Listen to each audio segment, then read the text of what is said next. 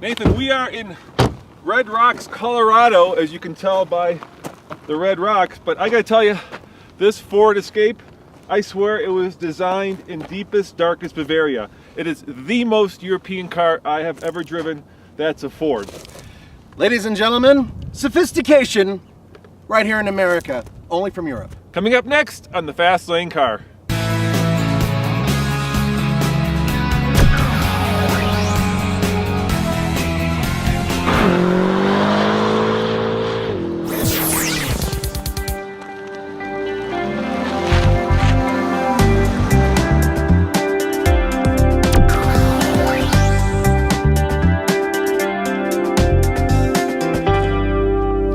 My Name is Kuga. I think that's how the Europeans say it.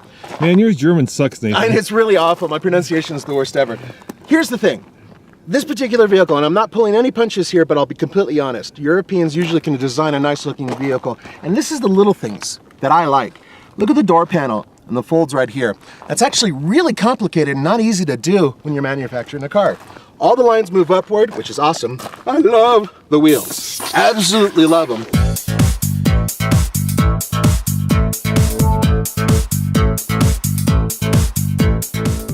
All right, Nathan, I have the sticker here, and it's pretty shocking. Really? Yeah, look at this.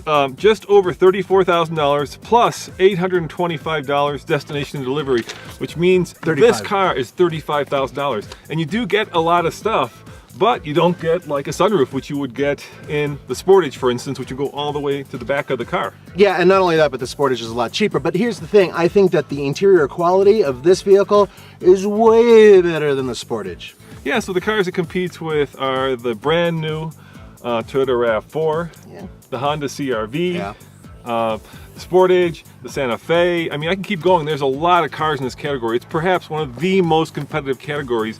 And what I think this car brings to the table is not just that European kind of style and panache, but the way it drives. It is the best driver out of all of them, and it's the fastest. All right, let's take it for a drive. We'll let you know right now.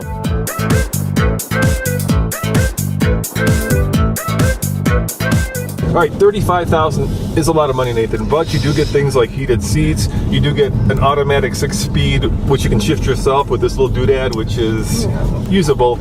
You get sync, which is usable. But what you really get is a fun driving experience. I mean, there is no other car in this segment that feels as sporty, and by that I mean as connected to the road. You know, I really like the style and the look of the new Escape. It is a complete 180 from the old one. The old one was boxy and very American. Of course, this is much more svelte, modern, stylish, I think handsome, but that's because, of course, I'm European. It's also very small, and I wouldn't say it's too small. I'd say it just fits right. When you compare it to cars like the new Santa Fe, perhaps even the CR-V, those are much bigger vehicles. But this, to me, is small and elegant, and I like that. I don't think you need something enormous to make a statement.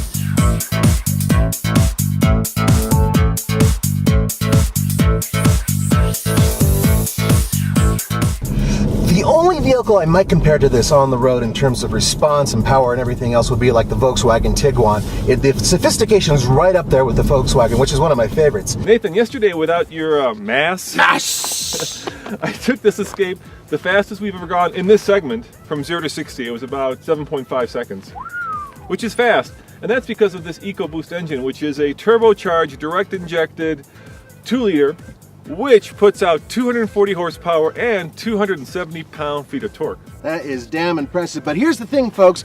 There is an issue. It does have a 6-speed automatic transmission. But none of that helps when you have turbo lag, and that's what happens with this. You put your foot down, it takes a while to spool up, then it goes. In terms of overall driving ability, this vehicle has it in spades over the competition. As fast as some of the other cars are, because we know that the Kia is really close in speed, this feels more connected to the road, and at the same time, I feel like a driver in this. And this is a crossover. You're not supposed to feel like a driver. You're supposed to feel like, well, wimpy and boring.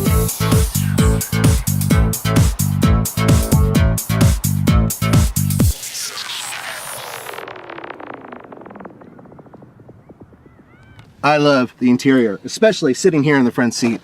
Everything is within reach, excellent eye lines, and quite frankly speaking, the gauges are near perfect and ideal. And I love the steering wheel too. here's the thing. This is a small vehicle, but sitting behind myself, and I am, well, when I wear boots, I'm 6'2", but you know, around 6'1", really. Dude, I'm taller than you, and I'm 6'2". Yeah. Look, that's not too bad. That's not bad at all. Thing is, it's kind of narrow, so 3 people across, they better be smaller than me. I agree with Nathan. I like this interior.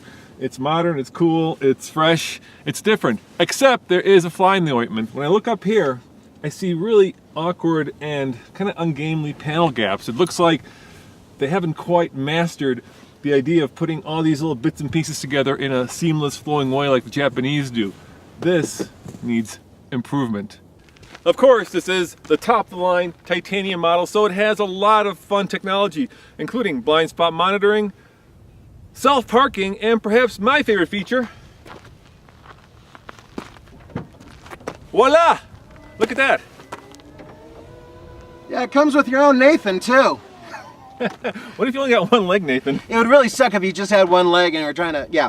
Here's the thing, in terms of overall space, not too bad, relatively low roof. That helps with aerodynamics, I know, but then again, well, it doesn't really help when you're loading things. But the load-in height is ideal, especially for me. And, more importantly, the seats fold down and there's lots of space.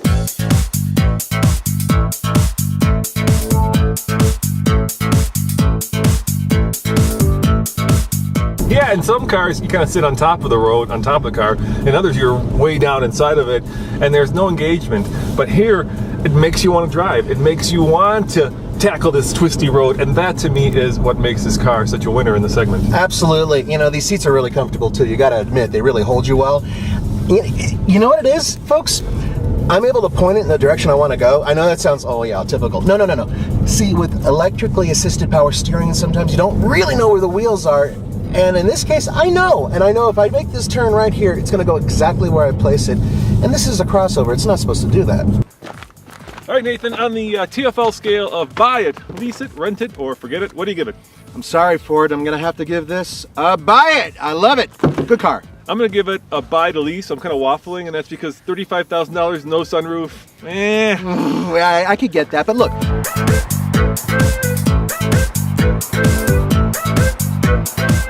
This is the best riding car in class. This is one of the best performing vehicles in its class. This is a very comfortable interior, and I think you get a lot for the money. All right, so we've gone 0 to 60. Yeah. We've reviewed it. Yeah. What else is there? Off-road! Yeah, that's right. We're going to take it off-road. Yes. So come back for that. As always, this is Roman. And Nathan. See you next time on the Fast Lane Car, and thank you for watching. Thanks.